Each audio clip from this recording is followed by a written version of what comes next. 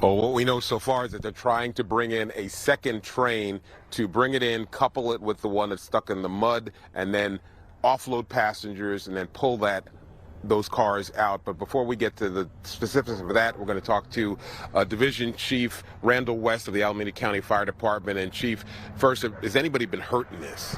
Okay, so around approximately 8:45 a.m. this morning, the Alameda County Fire Department, Fremont Fire Department, and Cal Fire Department was dispatched to a train derailment. Upon arrival, crews discovered that this was actually not a train derailment, but the train was stopped by a 100-foot mudslide. There was approximately 220 passengers uninjured. Again, I will say 220 passengers that were uninjured. So the men and women of all agencies did a very wonderful job by mitigating the scene very safely and quickly. The train was stuck in the mud. I take it came to like a hard stop, or any description on that? From the knowledge that it's all right, it happens. From the knowledge that I know, that the train had already stopped, but that is under investigation. We was called to the scene, and basically we mitigated the scene by assisting those passengers off the original train to the rescue train. So everyone did, again, a wonderful job by mitigating the scene safely and quickly. Okay, Division Chief West, appreciate it. All right, thank you. So this happened at 8:45 this morning. We have video from our photographer, Dave Serrano, who made it closer to the scene, and you can see that the train is, in fact, stuck in mud. As the division chief said, a 100-foot mud slide here in Niles Canyon. Here, a train. Okay. Come back live. I'm sorry. I know we were on video, but if you could come back live, because we have a train, and I'm not sure if that is the rescue train that's going to couple with the, let's see.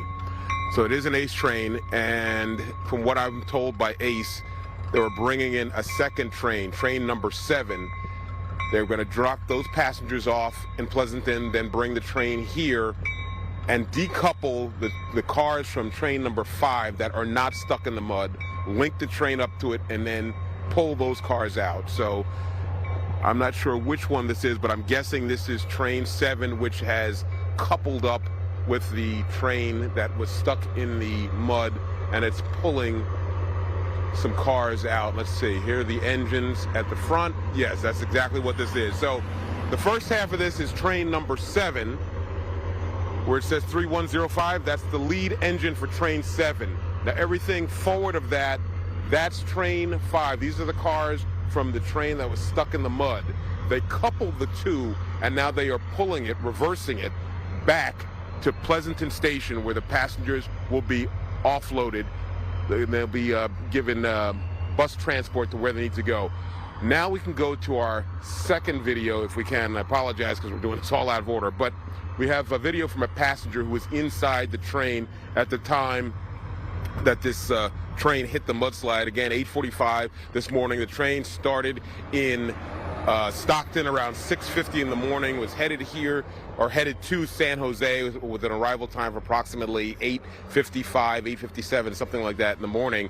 But of course it hit this mudslide, as the division chief said, a 100-foot mudslide, which trapped the train and led to the train being stuck. We talked to some representatives from ACE Train a few minutes ago. This is what they had to say. That equipment, ACE 07's equipment, progressed to the scene of the incident, where it is being coupled with a few of the cars from ACE 05, where the passengers have now moved. Those cars will be uncoupled from ACE 05 and coupled to ACE 07. The crew will then reverse the ACE 07 equipment with the additional cars from ACE 05 back to the Pleasanton station, where the ACE 05 passengers will be detrained and offered the same alternative transportation options that the ACE 07 passengers were offered.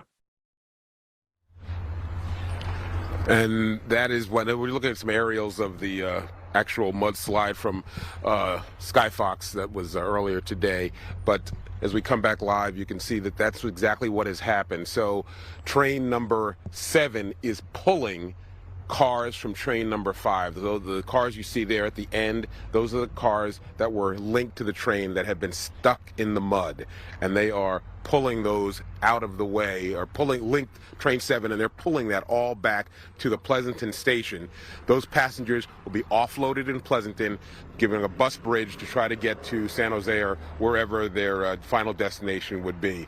But from what I'm told, it's going to be a long process. I know we have one person who on board who's just not happy about the whole situation being stuck for this long. You got to imagine these people headed out on their commute from work for like 6 in the morning, and here it's after 12 noon and they still haven't gotten in to work or to where they were headed. So it's a very frustrating morning for those passengers. The good news, no one was hurt when this train hit this 100-foot mudslide here in the